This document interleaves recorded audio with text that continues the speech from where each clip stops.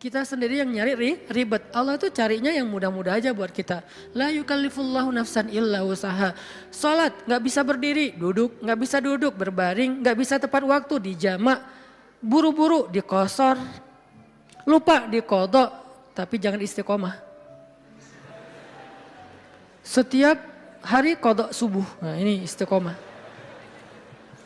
Ini artinya teman-teman, Allah tuh pengen memudahkan kita, zikir. Tapi jangan mentang-mentang Allah memudahkan kebaikan untuk kita, lantas kebaikan itu jadi bernilai murah bagi kita. Enggak, sesuatu yang mudah di sisi Allah tidak selalu murah. Itu kan mindset manusia ya, yang mudah itu jadi murah kan, yang susah itu jadi berharga mahal, yang langka makin mahal, makin langka makin mahal. Allah enggak kayak gitu, matematika Allah bukan makin langka makin mahal, justru makin dekat kepada Allah walaupun itu mudah maka itu makin mahal. Sekedar mengatakan Masya Allah itu tuh mahal banget. Sekedar mengatakan Bismillah itu tuh mahal banget. Tapi mudah Ustadz, semua orang bisa lakuin. Gak apa-apa, karena ketika dia melakukan itu gak akan mengurangi hak kita. Itulah bedanya dunia dengan akhirat. Dunia kalau orang dapat bagian kita berkurang. Akhirat orang dapat bagian kita sama sekali tidak terganggu. Malah kalau orang dapatnya lewat kita, bagian kita bertambah. Kalau dunia susah hitung-hitungan kayak gini. Karena memang kecil, direbutin rame-rame. Akhirat itu besar, direbutin sedikitan. Kata ulama, dunia itu nikmat yang sedikit, direbutin rame-rame. Akhirat nikmat yang banyak, direbutin sedikitan. Sehingga tidak akan pernah berkurang, apalagi menjadi persaingan yang tidak sehat. Zikrullah. Sehingga Allah mengatakan, Uzkurullaha zikran katsira. Ingatlah Allah sebanyak-banyaknya. Itu poin pertama teman-teman. Poin kedua, apalagi fadilah dari zikrullah selain yang disampaikan Nabi di dalam hadis riwayat Tirmidzi tadi. Apa sih yang kita dapat lagi kalau kita ingat Allah, kalau kita sebut Allah, mention Allah kalau bahasa sosmed. Ada orang gak sepakat dengan istilah mention, emang Allah punya sosmed. Ini namanya tarjamah. Nge-mention Allah itu bahasa Inggris, kemudian jadi bahasa sosial media. Arti nge-mention apa? Menyebut atau memanggil atau ya mention. Menyebut orang yang dimaksud gitu. Nah kalau misalnya kita mention Allah dalam aktivitas kita, Bismillah. Kan ringan kan? Itu udah zikir loh. Jangan berpikir zikir itu hanya sekedar subhanallah, subhanallah, subhanallah, subhanallah. Enggak, zikir itu yang disebut dengan qiyaman, wa qu'udan, wa ala junubihim, dalam keadaan berdiri, dalam keadaan duduk, dalam keadaan berbaring. Maksud dari ayat itu tuh total dari daily life kehidupan kita, itu kita bisa zikir sama Allah. Dengan minimal mention Allah dalam setiap aktivitas kita. Memulainya Bismillah. Menyudahinya Alhamdulillah. Di antara keduanya kita bisa bilang Masya Allah, kita bisa bilang Subhanallah, kita bisa bilang Allahu Akbar, kita bisa bilang La haula wa la quwata illa billah, kita bisa bilang Innalillah, tetapi awal dan akhirnya Bismillah, Alhamdulillah. Kita bisa bilang A'udzubillah, banyak kalimat. Ustadz saya gak hafal banyak zikir-zikir yang panjang. Itu adalah pertanyaan Bilal. Ya Rasulullah, saya nggak punya dandana itu wirid kalau bahasa pesantren. Saya tuh nggak punya wirid yang panjang seperti Nabi dan Ibnu Abbas. Ibnu Abbas itu sahabat Nabi yang ilmunya banyak. Gimana dong ya Rasul, saya tuh nggak punya wirid-wirid yang panjang. Doa saya tuh ya gitu-gitu aja. Zikir saya ya itu-itu aja. Gimana dong ya Rasul? Nabi nanya, emang wirid kamu apa wahai Bilal? Kata Bilal, wirid saya Allahumma inni as'aluka ridhaka wal jannah wa a'udzubika min sakhatika wan nar. 4. Ya Allah, saya minta ridhamu dan surgamu dan saya berlindung dari kemarahanmu dan nerakamu. 4 hal itu. Nabi tersenyum. Kata Nabi, ya Bilal, wirid kami walaupun panjang kemana-mana, intinya 4 itu juga sama. Ini betapa Nabi itu orangnya tidak mau menyusahkan. Allah tidak pernah menyusahkan hambanya, Nabi tidak mau menyusahkan umatnya. Sama-sama memudahkan. Sehingga walaupun Bilal hafalnya cuma 4 kalimat wirid, kata Nabi, wirid kami yang panjang itu wahai Bilal, yang 1 jam itu intinya 4 juga sama. Sehingga Bilal merasa berbesar hati, alhamdulillah kalau gitu ya Rasul, gak apa-apa, gak apa-apa. Akhirnya Bilal terus saja wirid dengan wirid itu. Wiridnya Muaz misalnya, Allahumma a'inni ala zikrika wa syukrika wa husni ibadatik, udah selesai. Siapa lagi? Wiridnya sahabat yang tidak disebutkan namanya tetapi dia dapat banyak kebaikan, la haula wala quwata illa billah. Ringan banget, la haula wala quwata illa billah, ringan sekali untuk diucapkan. Ada lagi yang lebih ringan, subhanallahi wa bihamdih. Atau dibalik, subhanallahil wa bihamdi subhanallahil azim, atau dibalik subhanallahil azim wa bihamdi. Sama-sama kebaikan, cuman beda fadilah. Inilah zikir. Apa yang kita dapatkan dengan zikrullah Ustaz? Apa yang kami dapatkan dengan zikrullah ya Rasul? Apa yang kami dapatkan dengan mengingatmu ya Allah? Selain apa yang digambarkan Nabi tadi. Kata Allah, fadhkuruni azkurukum. Ingat aku ingat kalian. Fadhkuruni azkurukum. Ingat aku ingat kalian, diingat oleh Allah. Itu yang paling berharga. Diingat oleh Allah. Kapan? Di dunia ketika Allah turunkan rahmatnya ke muka bumi setiap malam, Allah mengingat kita, wahai malaikat jangan lupa rumahnya fulan. Wahai malaikat jangan lupa fulan bin fulan. Wahai malaikat yang itu dulu, ini dulu, hambaku yang ini dulu. Kenapa? Karena kita ingat Allah terus, Allah ingat kita. Dan ingat Allah kepada kita tuh wala zikrullahi akbar. Ingat Allah kepada kita itu jauh lebih dahsyat daripada ingat kita kepada Allah. Makanya kalimatnya wala zikrullahi akbar. Ingatnya Allah kepada hambanya itu lebih dahsyat daripada ingatnya hamba kepada Allah. Gimana dahsyatnya? Idza dzakarani fi nafsihi dzakartuhu fi nafsi. Kalau dia ingat aku di dalam dirinya, aku ingat dia dalam diriku, dalam diri Allah. Idza dzakarani fi mala'ih dzakartuhu fi mala'in khairum min. Kalau dia ingat aku dalam majelisnya, aku ingat dia dalam majelis yang lebih baik dari itu. Idza taqarraba ilayya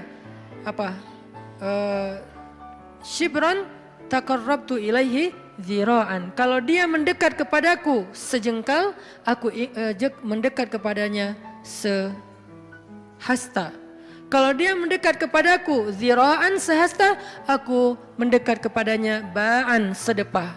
Kalau dia datang kepadaku berjalan, aku datang kepadanya berlari. Wala zikrullahi akbar. Ingatnya Allah kepada hambanya lebih dahsyat daripada ingatnya hamba kepada Allah. Lebih duluan. Makanya kalau kita spontan ingat Allah, Masya Allah ini nikmat dari Allah. Allah juga akan spontan lebih dahsyat dari itu ingat kita. Nih hambaku, nih hambaku, nih hambaku. Sehingga ketika Allah punya hadiah untuk hamba-hambanya di muka bumi, kita duluan yang diingat. Kesini dulu sebelum yang lain. Kenapa? Fadhkuruni adzkurkum. Ingat aku ingat kalian. Itu satu. Nanti di padang mahsyar Allah juga akan mengingat kita. Di antara sekian miliar hamba-hambanya, jin dan manusia. Kok bisa Allah manggil nama kita? Wala zikrullahi akbar. Allah itu gak pernah lupa. Allah mengingat kita lebih dahsyat. Sehingga tiba-tiba di padang mahsyar nama kita dipanggil Allah. Fulan bin fulan. Labbaika ya Rabbi. Saya ya Allah, ada apa ya Allah? Langsung Allah datangkan kendaraan cahaya. Kita dijemput oleh malaikat dengan keadaan tersenyum. Kemudian kita dibawa di bawah zilalur rahman. Naungan Allah yang maha rahmat. Panggil lagi nama yang lain. Fulan bin fulan. Labbaika ya Rabbi. Aku penuhi panggilanmu ya Allah. Datang masuk dalam naungan Allah. Lalu nanti di surga. Fulan bin fulan. Masuk lagi ke surga lebih dulu. Bi ghairi hisab kalau perlu. Tanpa hisab. Wala azab. Dan tidak diazab. Kenapa? Wala zikrullahi akbar. Makanya ingat Allah di dunia. Nanti Allah bakal ingat kita di akhirat. Dan ingat Allah itu lebih dahsyat daripada kita. Itu satu dari makna fadhkuruni adzkurkum. Makna yang lain kata ulama tafsir dari kalimat fadhkuruni adzkurkum, ingat aku ingat kalian, maksudnya ingatlah aku ketika kalian senang, nanti aku juga akan ingat kalian ketika kalian susah. Itu tafsir kan banyak ya, dan semuanya insya Allah ada argumentasi ilmiah dan dalil. Berarti semuanya bisa dipakai. Bisa ingat di sini artinya kita ingat Allah di dunia, Allah ingat nanti kita di akhirat. Kita ingat Allah ketika dapat nikmat, Allah nanti ingat kita ketika menambahkan nikmat. Atau kita ingat Allah ketika kita senang, nanti Allah akan ingat kita ketika kita susah. Gimana mengingat Allah ketika kita senang? Mudah, bilang aja Alhamdulillah. Gampang kan? Saya nggak mengatakan harus selamatan, potong sekian kambing. Tapi kan itu syukur Ustadz, iya nggak apa-apa. Tetapi yang paling ringan dulu kita belajar, yang paling simpel dulu aja deh. Biar kita nggak beralasan, susah Ustadz untuk mengingat Allah ketika kita senang. Harus manggil anak yatim, harus bikin selamatan di rumah, riweh. Nggak usah riweh-riweh, udah aja bilang Alhamdulillah. Mau lebih panjang dikit, hadza min fadli Rabbi, ini anugerah dari Robku. Hadza rahmatun min Rabbi, ini rahmat dari Robku. Mention Allah pokoknya ketika kita dapat nikmat, nanti Allah akan ingat kita ketika kita dapat masalah. Ada masalah, Allah langsung, hambaku ada apa? Allah langsung ingat kita. Dulu kamu ingat aku ketika aku kasih nikmat, sekarang kalau kamu ada masalah, aku akan ingat kamu dan membantu kamu dalam menyelesaikan masalah. Fadhkuruni adzkurkum. Itu janji Allah untuk orang yang berzikir. Semudah itu kita melakukannya. Dan sedahsyat itu balasan Allah kepada kita. Sehingga pertanyaan yang paling sederhana, kenapa kita malas berzikir? Dengan sekian banyak keistimewaan zikir itu, kenapa kita malas berzikir? Kenapa kita lebih bisa ngucapin banyak diksi, banyak kalimat, banyak kata, tetapi di dalam kalimat dan diksi-diksi kita yang banyak itu hampir gak ada kata Allah. Kok bisa? Giliran menyebutkan nama Allah katanya berat. Giliran menyebutkan sekian banyak diksi, kadang-kadang diksinya itu sampai kita tuh artikulasinya gak jelas, saking bahasanya gak biasa kita ucapin, tapi kita berusaha biar terkesan ilmiah. Ya, kan ada orang yang kalau ngomong tuh pengen ngeluarin kata-kata ilmiah yang susah kan. Dia hafal-hafal kalimatnya, kadang-kadang dia kayak pakai bahasa Inggris biar terkesan kayak educated gitu. Actually, apalagi, kayak gitu-gitulah. Dia mencoba untuk mengucapkan kalimat itu seprononnya native speaker biar terkesan dia tuh kayak kayak orang ilmiah banget, orangnya educated banget. Kalau dia teks, dia pakai teks itu walaupun sering salah huruf misalnya ya. Berusaha kan, kok mampu gitu. Sedangkan mengucapkan Allah, itu tuh prononnya gak perlu harus fasih-fasih amat. Kalaupun kita salah mengucapkan, Allah jadi Allah. Karena mungkin kita nggak terbiasa mengucapkan lafzul jalal dengan tafkhim, tetap Allah faham. La tahzan, jangan berkecil hati. Allah faham. Karena lafzul jalalah dari kata Allah ini mau gimanain juga tetap bermakna Allah. Alif lam ha. Hilangin alifnya, tinggal lillah. Artinya milik Allah. Hilangin lam pertamanya, bacanya lahu, milik dia, yaitu Allah. Hilangin lam keduanya, tinggal hu, dia satu-satunya, yaitu Allah juga. Jadi tetap bermakna Allah. Sehingga apa susahnya kita bilang Allah? Apa susahnya kita bilang bismillah? Padahal semua kalimat-kalimat yang berbahasa Sanskerta lah, Inggris lah, Latin lah, apalah bisa kita ucapin. Saya sebagai orang Aceh berusaha untuk menghafal beberapa vocab sampai bisa ngerti bahasa Sunda. Kenapa? Biar nyambung pas ngomong. Kenapa kita nggak mau nyambung dengan Allah? Kalau saya pakai ngeluarin diksi-diksi nyundanya kan jadi kesannya kayak nyambung, akrab. Itu kan bahasa cara kita mengakrabi diri dengan orang-orang yang kita ajak bicara. Kalau kita ngomong dengan orang Jawa, kita mencoba untuk semedok-medoknya biar agak natif Jawa.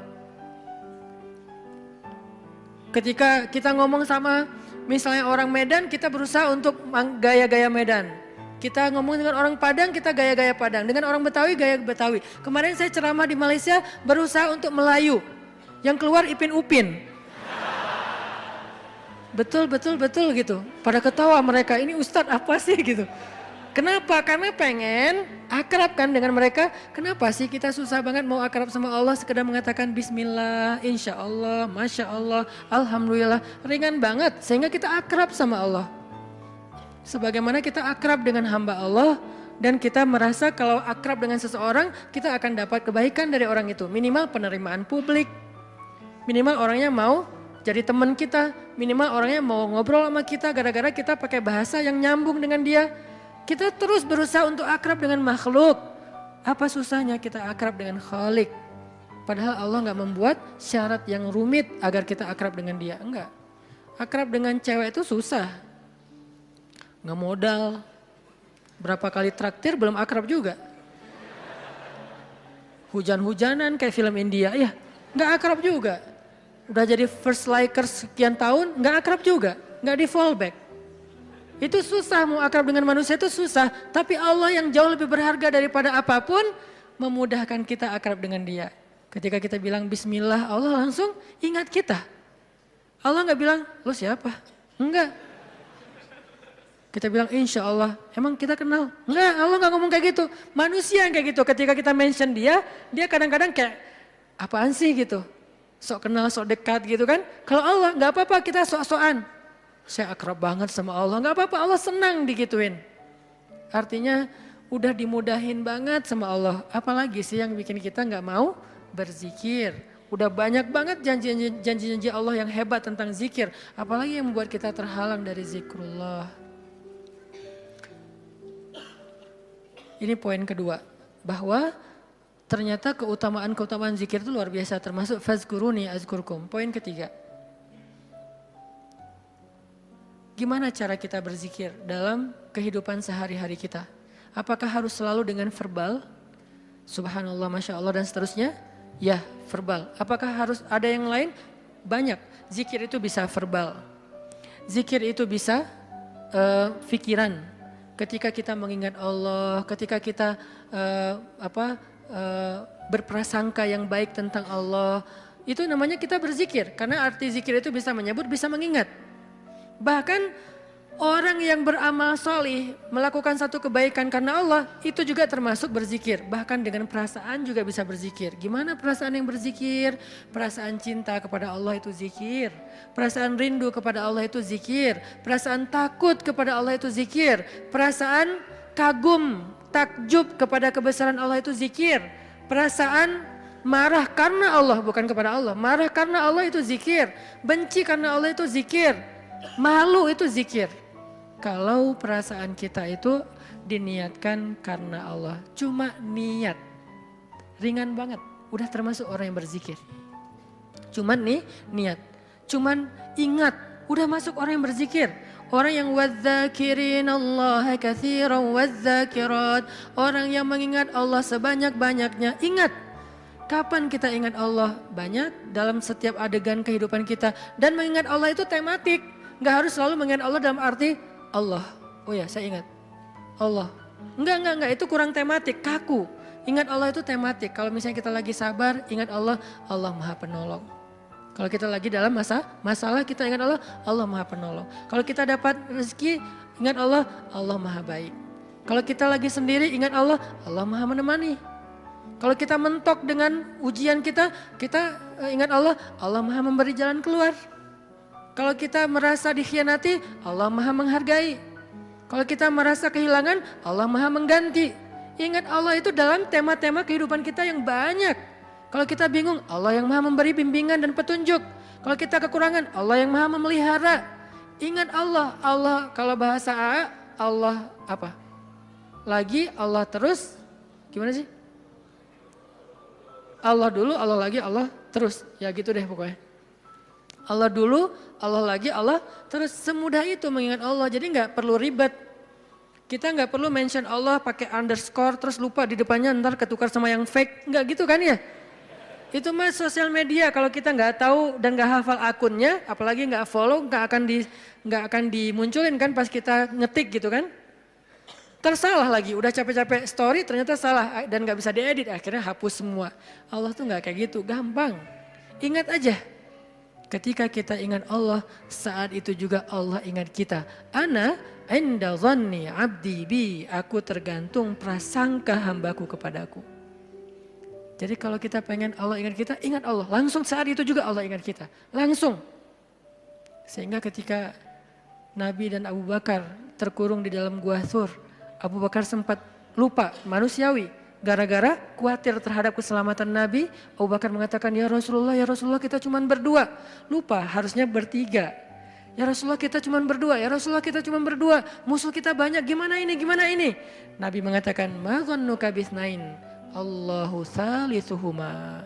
Kenapa kamu pikir berdua ya Abu Bakar? Bukankah Allah yang ketiga?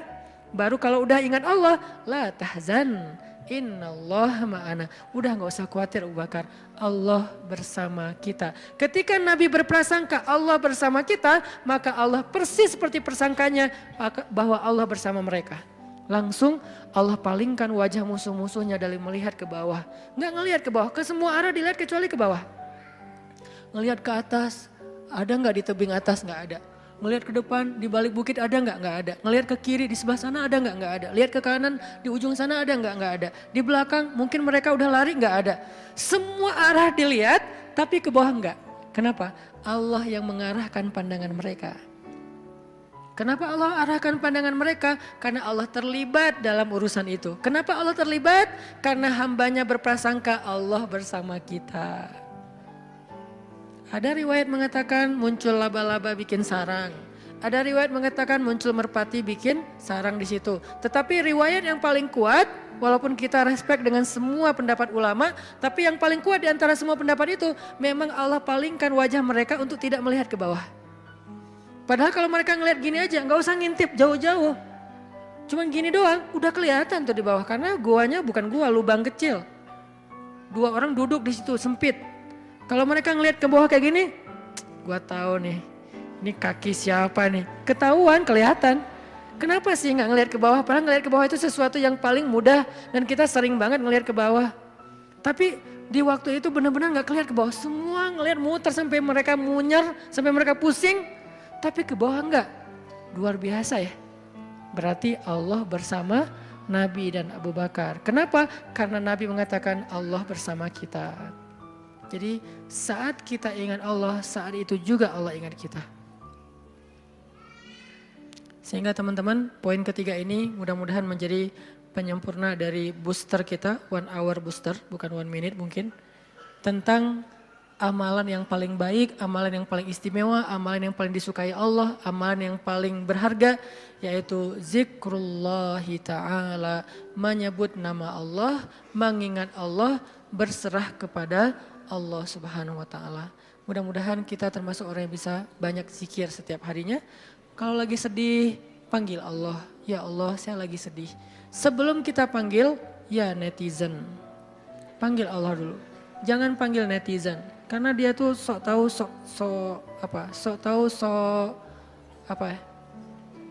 benar. Maha tahu, kalau mau bilang maha nggak boleh. Sok tahu, sok benar. Benar terus, nggak pernah salah, kita yang salah. Dan dia lebih tahu masalah kita daripada kita sendiri. Nah itu netizen. Makanya jangan ngomong ke netizen. Jangan ngomong ke grup dulu. Teman-teman, geng aku lagi ada masalah nih. Sebelum ke yang lain, bahkan sebelum ke pasangan halal kalau kita udah punya pasangan. Sebelum kita ke orang tua, kalau kita masih punya orang tua. Bilang, ya Allah. Harus Allah dulu. Kenapa? Karena cuma Allah yang tahu jawabannya. Yang lain itu gak tahu kalau Allah gak ngasih tahu. Dia tuh nggak tahu, terbersit pun nggak di kepala dia kalau Allah nggak titip di kepala dia untuk kita.